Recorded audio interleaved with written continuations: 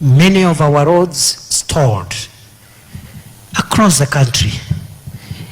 And in the 3 counties represented here, some of them has 6, 7, 10 stalled roads projects that were started in 2014, 2015. Is that true?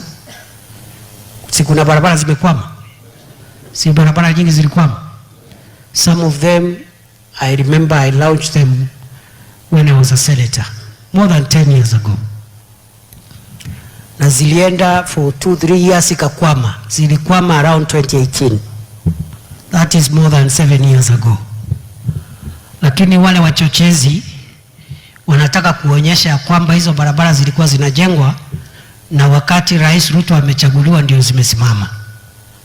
Nataka mniambie leo kama vile ninasema ni kweli. Hizo barabara zilianza 2014, 2015 and by 2017, 2018 most of those roads are stalled for lack of money. Ni kweli si kweli? Si ni kweli? So it is not true for insightful people to keep on inciting the public with lies. And you know now the pressure is on President Ruto to complete those stalled projects. And strangely enough, these projects stalled in 2018. Nobody incited the public against President Uhuru in 2018, in 2019, in 2020, in 2021, in 2022. But when President Ruto took over, in an economy which I had described, it needed rescue.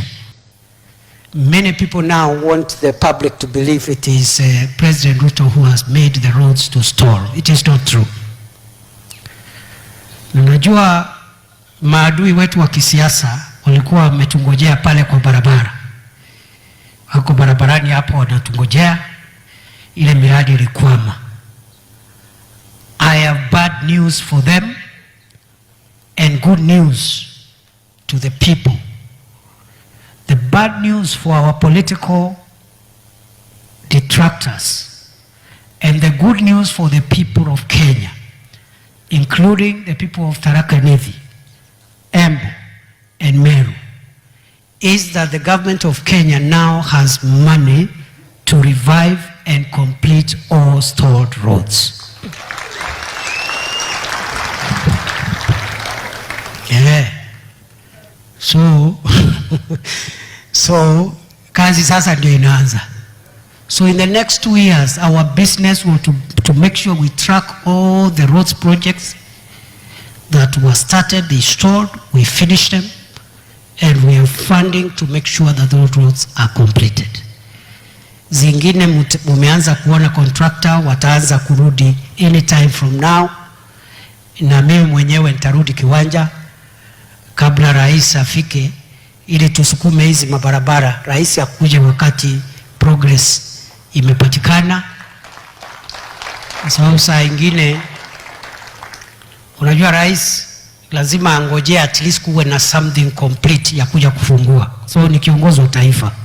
Hii kazi ya katikati ya kusukumana na makontrakta na nini, hiyo ni kazi yangu na mawaziri na wale wengine. Sababu ile shida tumekuwa nayo ni kwamba for the last 2 years Rais Ruto amekuwa one man guitar. Ako peke yake.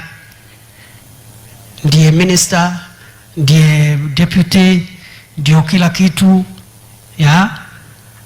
And you know it is wrong. Na unaona ndio wale watu wanaongea huko nje wakijaribu kutufundisha kazi ile iliwashinda, ati wanatuambia ati tusisaidie rais, ati tukue wakubwa kama rais, tuwe level moja na rais, ndio sisi tuwe tunangojea wakati rais anakuja tunakuja na yeye, kwa sababu ati wanatuambia ati deputy president ni kama rais. Is that true? Is that true? Sio, ni upuzi. Yeah, hiyo ni kumbavu. Kwa sababu there can only be one leader. Alafu the rest of us ako hapo. Na nani alikuambia hata hii ya deputy ni kiti kubwa? Nani alisema ni kiti kidogo? Si ni kubwa sana. Lakini tamaa, ukiwa na tamaa unataka sasa ati ukue kama rais. Na wewe si rais, wewe ni naibu ya rais. Badala ya kutosheka na hiyo na ufanye kazi kwa bidii, alafu labda siku nyingine Mungu atakuhurumia. Kama unatafuta wengine, Mungu atakuhurumia.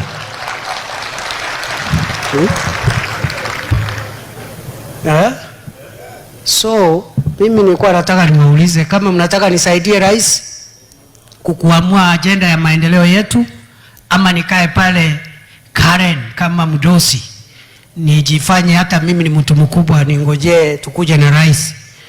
Si wacha nisaidie kusukuma hii kazi. Si I do follow up for the president.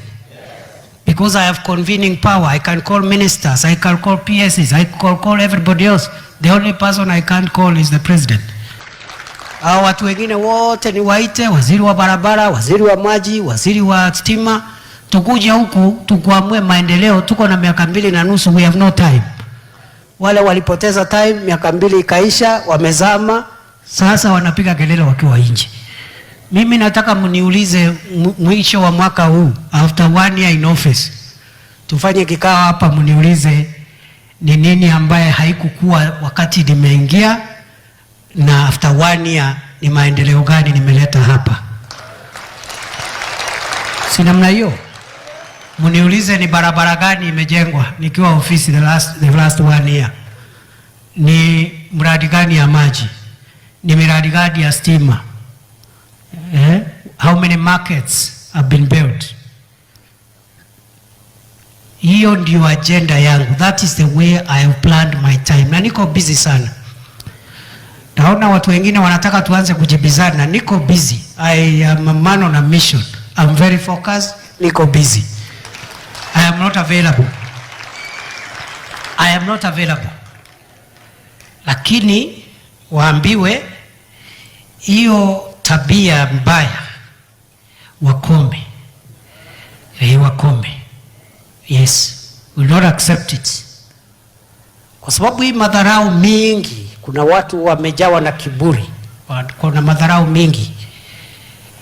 Wajue kwamba sisi we are not pushovers. We are not pushovers, and the way we work is different. Sisi siasa yetu tunapiga tofauti. Naona mtu anajigamba ati amekutana na watu 5, sijui amekutana na watu 20, sijui amekutana na ngapi. Ajui some of us can call 1 million people.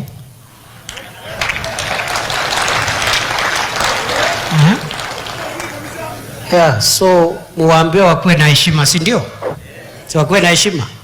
Yeah, na wakikuja huku wapokee vizuri, lakini wakuwe na heshima, wasikulete mambo ya madharau, kwa sababu tukienda barabara hiyo tutaharibiana heshima, na hiyo sio nzuri.